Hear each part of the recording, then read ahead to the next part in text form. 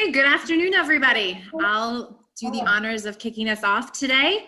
My name is Jen Pruskowski. I am a geriatric and palliative care trained clinical pharmacist, practicing over here in Pittsburgh, Pennsylvania, both at the VA, and I serve as an assistant professor and the director of geriatric research, pharmacy research and education within the Division of Geriatric Medicine.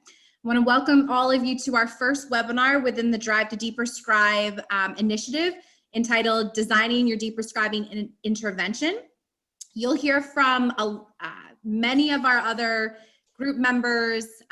You'll see we have a pretty robust interprofessional group on the call today, and so I'll let them introduce themselves when they start speaking. So let's just get started. Go ahead, Sabine. All right, just to remember, our Drive to Deprescribe mission is essentially a 25% reduction of scheduled medications in long stay patients. But really, our job is to help all of you become the deprescribing experts that you already are. So the goal of these webinars and office hours and such moving forward over the next year are meant to help provide you and your teams with the necessary tools, support, and essentially the community to implement deprescribing into clinical practice. Big disclosure here. None of us on the call, I think, would say that we are deprescribing experts. I've been doing this work for about 10 years and I still find surprises with each patient case that I run into. My hope is just to give you some of the lessons learned that I've run into, and please feel free to teach us as well, because this is still a novel way to think about medications in this most vulnerable population. Lastly, we want to encourage all of you to participate as much as you would like. Again, we want these times to be as valuable to all of you as possible. So please feel free to use the chat function during this presentation, and we'll do our best to handle all of the questions and such that come in. This session is being recorded, although I didn't hit record. Okay, yes, it is being recorded. And the slides will be available soon. All of the meetings will be archived and accessed at the website that you can see on the screen. And so we're going to be talking today again about how to design your deprescribing intervention. And I just want to go through briefly that there are really 3 different types of approaches to designing your deprescribing initiative. 2 that can be developed at your home or your system level, and then a 3rd that can be designed at the prescriber provider level. While each of these have their pros and cons, today we're going to be focusing on what our group and what I found in my practice as well to be the easiest to implement, which is what we're going to call the predetermined criteria approach. And I've come up with that name. That is not something that's in the literature right now. So let me explain kind of what the predetermined criteria approach is. Oh, and just to mention, when we're thinking about these home system level and prescriber provider level type of approaches, you can really think about these as an opt-in, opt-out approach, meaning that when you're designing a deprescribing initiative at the home or system level, essentially you can review and think about all of your residents in-house. And so you can then kind of consider if there are cases where you should kind of opt them out and take a more deeper dive into them. If you are someone that wants to think about doing what we're going to call a deprescribing consult service, we won't go into that extensively during the next 45 minutes, but that's more of an opt-in where you'll have specific criteria and you can send particular patients to your deprescribing champion in-house. So go ahead, Sabine. So like I said, today we're going to be talking about the predetermined criteria approach. And really what that is when you first determine what medications you want to target within your respective populations. You then will just determine the deprescribing eligibility criteria of those respective medications, and then also the monitoring parameters. And then step 3 is basically implement and monitor. So once your group has decided what meds they're going to target and what criteria you're going to use, then you can just apply that to all of your patients across the board. And so as you can think about it, that's easy to kind of pull into your IDTs. Everyone has kind of already decided on what meds make the most sense to deprescribe in your respective populations. And they tend to be the easiest to monitor as well, because then you know what to look for, and you can educate your bed staff nurses, your social workers, your chaplains, et cetera, about what's going on. If you think about how to best and easily implement this approach, there are many, many tools, but the most appropriate tools and perhaps the most valuable tools to do so are the 5 validated deprescribing algorithms that are available at deprescribing.org. Just briefly, for those of you who haven't had a chance to explore deprescribing.org, this website is run by the Canadian Deprescribing Research Network. They came into fruition around 2016-17, and they've done extensive work looking at developing deprescribing eligibility criteria for 5 particular drug classes. And so I just have some of them listed on the slides for you here. We'll go through those in more detail today, as well as some of our other webinars and office hours moving forward. I think it's time for me to pass off. Thank you, Jen, for kicking us off. Really appreciate it. Thank you for everyone joining today, which is really the ready, set, go day for this initiative, which has been in the making for a long time. A lot of people have put a lot of effort into it. So as the chair of the initiative, along with my co-chair, Sabina, we're going to be really kind of get us going today. But, for my job is really today is to just share some broad concepts, which I think we're going to be sharing again and again. And I think to me, this slide is going to be really important in that regard, that we will all need to move together to move the needle. This needle of polypharmacy needs to be moved, and we all have to work together. As Jen said, none of us going to be claim to be experts. This is not about being expert or, polypharmacy, though is a complex issue, but I think the energy around it needs to be concentrated. So I think this group is more about being cheerleaders. And purpose of this group, us from the AMDA side, is just we're going to be the facilitators for you guys to keep the focus on this very important issue. We'll need to really show exceptional teamwork with our different disciplines coming together, as you see on this call, nursing teams and pharmacy and physicians, practitioners, all of us will have to get together to get the win we need. We would like to learn a lot from you guys. So be very willing, because in our office hours, we really look forward to some of the key strategies you will share with us. And a lot of wisdom went into this presentation also from many of your calls, which we got from you guys, or emails we got from you guys. So it was very helpful to hear your perspective. So please keep that going. And in the end, it's not about you, it's not about me, it's not about any of that. It's not about egos. It's about just good, better patient care, right? I mean, that's what we all want. We're very mission driven. That's why we're all here. So let's make sure that we keep that under focus. Next slide. I do want to share some key principles which we learned. Some of us were part of the Indiana Deprescribing Project, which was funded through a CMP grant, I think 3 years ago, and we published our humble learnings from it, because as expected, it wasn't a big success, because implementation is hard. Implementation in nursing homes is very hard. You have to face the uphill battles of staffing challenges, changing regulatory structures, other distractions, and now the pandemic, right? So whatever you want to do, it can easily be derailed. So I think we want to be, number one, be very humble about it, that, hey, this is hard work, right? So let's learn from all the lessons we have gained from our failures in the past, though nothing is really a failure. To me, this initiative showed us so much more and new things about implementation. So I just want to share these 6 lessons we learned from this very interesting initiative a few years ago, is that we have to, an initiative like this, we have to start small, and we need to gain momentum quickly. And you will see that in today's presentation, how we try to achieve that. We have to make sure that there are more than one champion at the building level. So there just cannot be one responsible person for polypharmacy at your facility. We will have to integrate with the current QAPI process. We just cannot create this to be as one more thing to do, right? So it has to become part of our quality improvement process and merge with it. We have to share meaningful data with all involved, the nurses, the frontline staff, of course, the administrator, the doctors, the medical, everybody has to be able to, of course, the pharmacy and therapy partner, everybody has to see and share successes, stories with each other for us to be successful. And we have to incentivize success at the front line. Acknowledgement goes a long way, healthy competitions, pizza parties, and, you have to be creative and imaginative how we're going to keep the energy going around this initiative. And please take this initiative beyond the facility walls. That was the last very important lesson we learned. We have to get this healthcare systems involved in it, right? Hospital systems and so forth. So very, very important to get everybody involved. Next slide, please. So we did assign you some homework on the last call. If you got to it, awesome. If not, then we're just going to kind of quickly touch upon that. That it's very important for this project to be successful.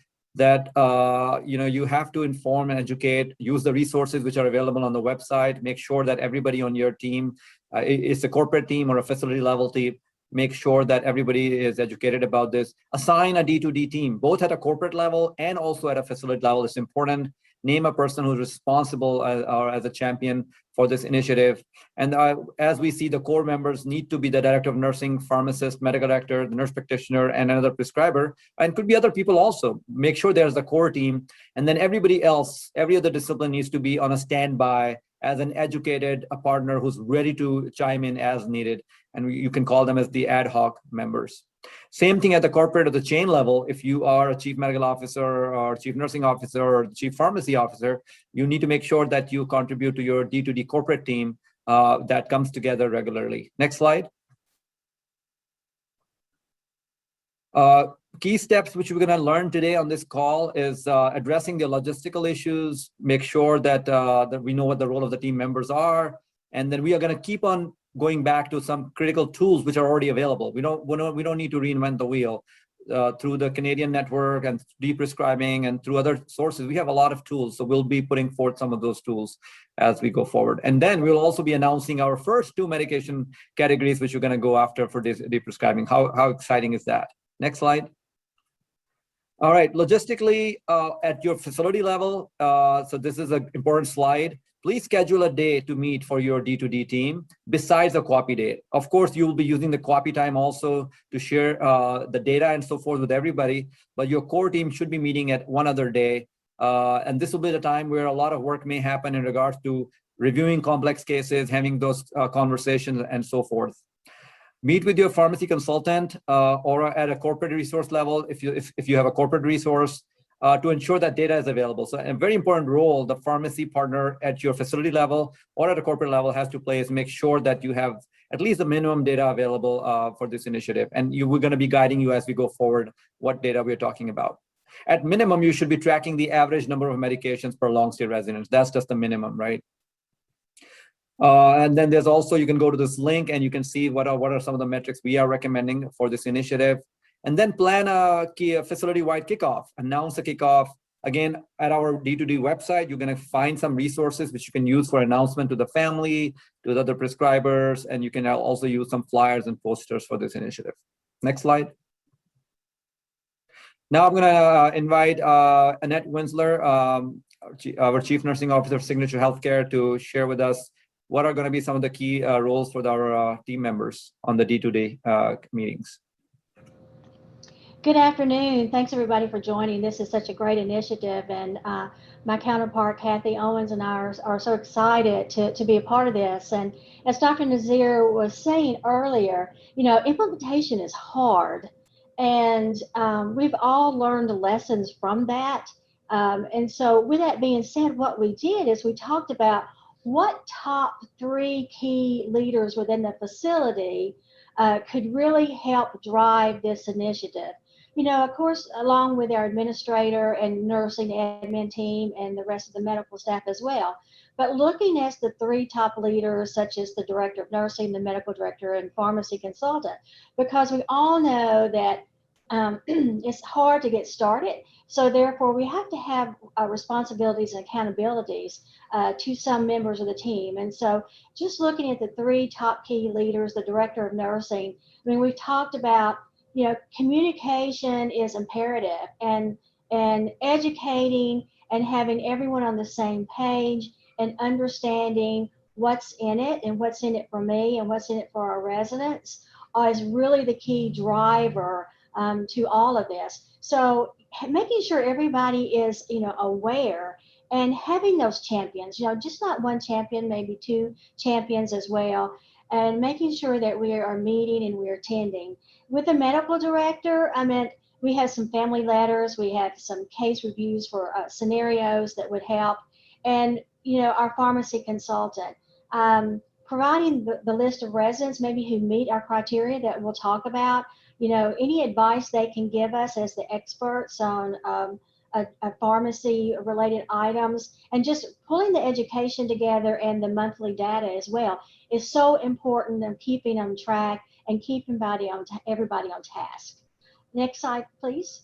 And so what we've done for you all is to give you some important tools.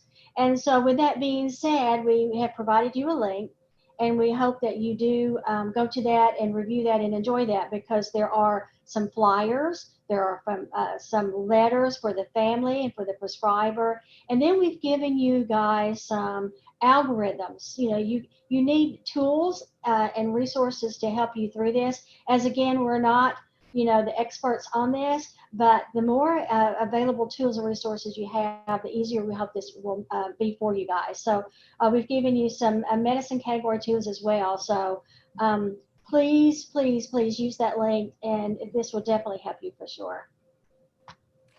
Thank you, Annette. So before we get into the 2 medications for today, this is just the last slide I want to share with you, just show you that it can be, in the end, a rather simple process. And this paper is just published in JAMD, I think last month, which kind of makes it quite simple, in the end, that de-prescribing is about a team coming together and really reviewing patient information, and then collectively deciding if this medicine is done its job, is it still helpful or is it harmful? And if the answer, any of that is yes, that it is harmful, then it definitely becomes an easy target for de-prescribing. And then you de-prescribe, and then you monitor them, and then you see if the patient has had any recurrence of symptoms for which that medication was being used. And if the answer is no, well, you have success, right? So it does not have to be a complex process. There are many, many other tools that you can look at, but in the end, I really like the simplicity of this tool and the rationality of this process. So it could be as simple as this process. So with that, I'm going to invite Sabina, also co-chair for this initiative, to get into the 2 medicines we have chosen for today's webinar to really get us going under the de-prescribing journey. Well, and I would add, otherwise Sabina would yell at me, I also have to say medication optimization journey. So I know. Thank you. Well, thank you so much, Arif, and you can see that we are all a team here at AMDA and trying to give our perspectives here. So when we were thinking about the first 2 medications, we were thinking low-hanging fruit. Does that mean it's going to be easy? Not necessarily. So we have decided on proton pump inhibitors and multivitamins. Before we get to the next step, but let us meet our partner patient, Mrs. Smith. She's a long-stay resident. So Mrs. Smith is an 88-year-old former school teacher. She was widowed 5 years ago after 60 years of marriage. Here you see her picture. Prior to coming to your SNF 8 weeks ago after a hip fracture, she lived in her own house, but she needed a lot of support from her 2 very involved daughters and part-time caregivers. Mrs. Smith carries the diagnosis of dementia, hypertension, hyperlipidemia, diabetes mellitus type 2, obesity, CKD, AFib, diastolic CHF, coronary artery disease, osteoarthritis, osteoporosis, and she is incontinent. She also suffers from depression and anxiety. Sound familiar, everyone? That's sort of our bread and butter patient. Now, before I show you the list of her meds, I'm just going to give you a little trigger warning. This is not what we would do, but this is what we might be presented with. Here are the list of her meds. We can already see this is hyperpolypharmacy, and I am convinced, as Mrs. Smith is going to be with us for the entire year in this entire curriculum, that we can make some very positive changes in her. So she's on apixaban 5 milligrams for her AFib. She's on iron because she had post-surgical hemorrhagia. She's on ibuprofen for continued pain, PRN, Tylenol, Tramadol, Lasix 60 BID for CHF, Carvedilol for CHF, ondansetron, I guess for nausea, MVI, Omeprazole 20 milligram daily, vitamin D and calcium, She is on metformin and glyburide, and she also came from the hospital with an insulin sliding scale that's still there. She is also on 2 antihypertensives, losartan, 25, amlodipine 5, and has been on Prozac, 20 milligram daily. She's on Seroquel, 25 milligram at HS, and 15 milligram of Buspar TID. And in addition to that, she's on melatonin for good measure for sleeplessness. She's on atorvastatin since she has coronary artery disease. She's on oxybutynin for incontinence, aspirin, Miralax, and Colace, 100 milligram BID, also a bowel protocol PRN, as well as donepezil, 10 milligram daily, and magnesium, 400 milligram BID. So we are now, there's many, and you can already see if you're at all inclined that there are many problematic ways to prescribe here. But what we're going to target today is the multivitamin and the omeprazole. So let's start with the omeprazole. You know, many of us years ago were very gung-ho on prescribing omeprazole, and if you are at all like me, and that was before these algorithms were there, it wasn't an easy thing to do. And I have to say that there were a couple of patients that did have recurrent GI bleed that I just definitely know that this was a situation with them. So here is this prescribing tool. This is on the landing page. It's a fantastic tool, and we're going to go through it.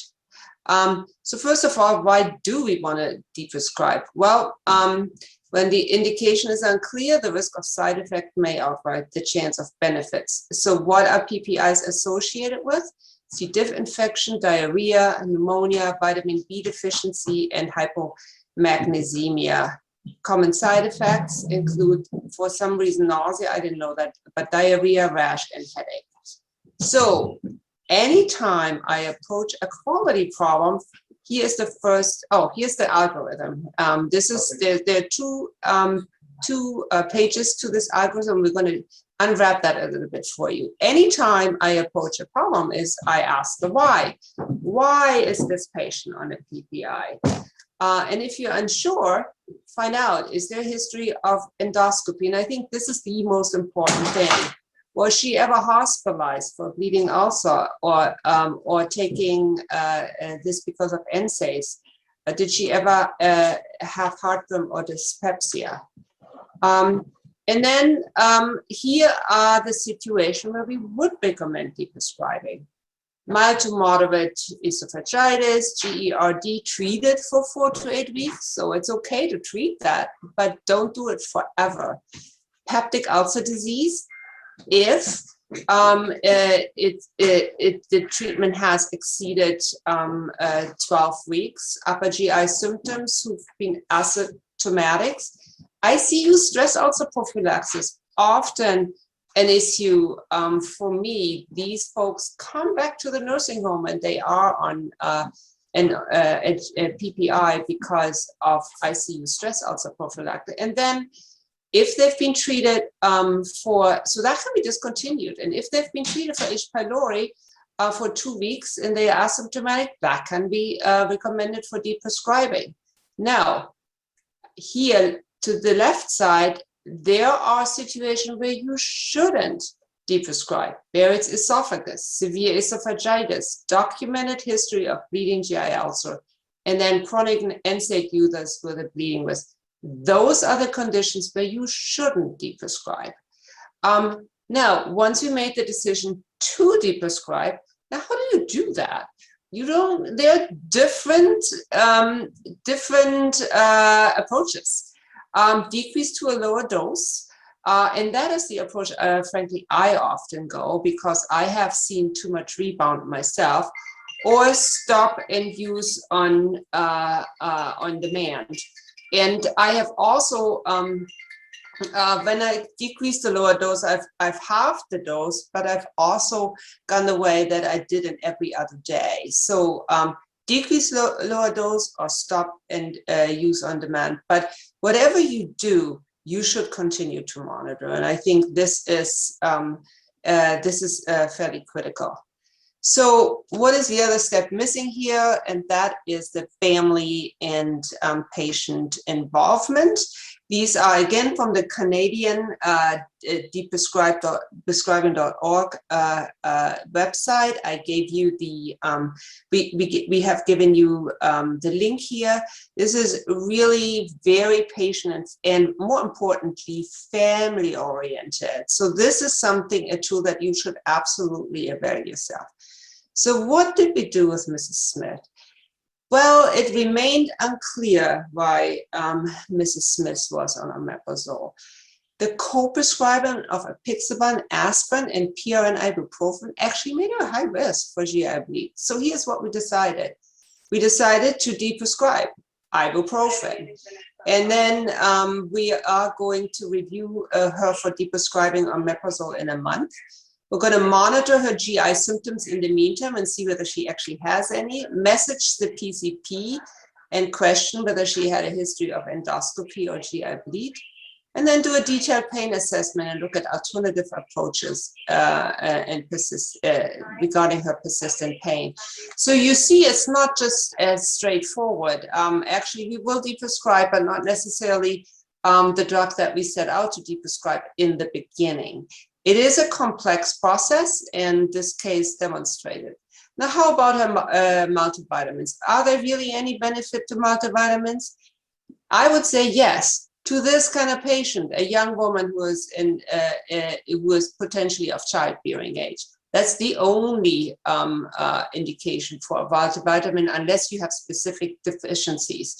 Multivitamins have not shown to have any risk reduction for heart disease, cancer, or dementia. And common side effects are upset stomach. So maybe that's why she took the omeprazole, headache, unusual or unpleasant taste.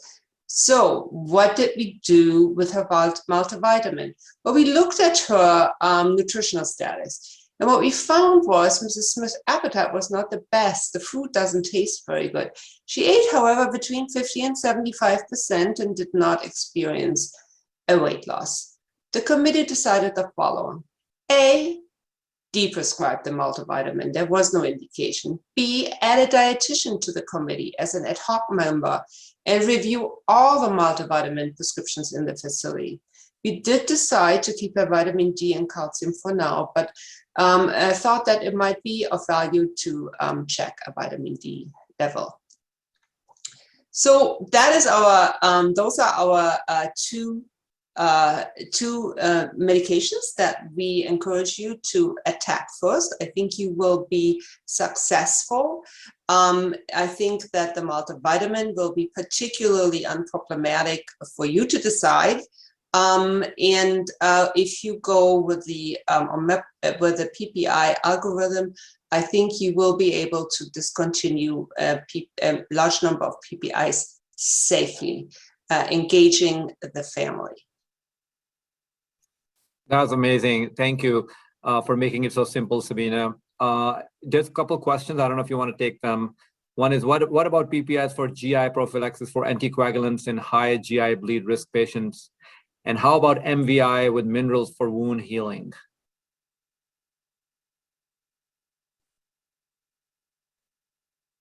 Oh, I think we have lost Sabina. All right. So let me try attempt taking the wound healing and multivitamin. Again, that's something which you need to kind of just look at specifically for patient by patient, but really as a general rule, I mean, you cannot be using a blanket approach for treating wounds with MVIs in general. There's no data that I know of. So I mean, personally, I don't recommend it. That should not be a reason for taking multivitamins just because you have wounds. I know there's some very, very limited observational data on the value of things like magnesium and other vitamins. Yeah, so you can look at that specific requirement, but in general, just wounds in general using MVI, there's no significant data so that for that practice. GI prophylaxis, again, if there's a significant GI bleeding risk and a PPI is recommended long-term to prevent that, absolutely in that individualized case, you should be using it. But we know that majority of the PPIs we use in our patients, or we see used in our patients, have been historically used for a long, long time, way beyond the recommended time of just a few weeks or 2 to 4 to 6 weeks for people who have severe esophagitis or ulcer disease. So definitely should be up for a conversation. Sabina, we lost you for a minute or two. You're back though, but you're on mute. You're on mute. My computer crashed, so hello again. Oh, you came back pretty quickly. That's good. All right. What can I do? Where are we? So there's a couple of questions which I tried answering about wound care and the multivitamins, and and then there was a question about GI prophylaxis in some people where PPI may be indicated, and my answer is yes. I mean, yes, in some individual cases there's a recommendation for GI bleed to use them for that purpose, absolutely. But again, majority of our patients are not in that situation. Most majority of our patients really are the ones who were started on PPI a long time ago, and there's just not been a good review. And we have gone way beyond the recommended duration of PPI use in many of those patients. So I think this patient, Mrs. Smith, actually represented one of those patients. And I think what this reiterates is deep prescribing doesn't mean thoughtlessly discontinuing our medications at all. It's really medication optimization. And it's about, does this medication present a benefit or a risk? And if that benefit is there, there is nothing against.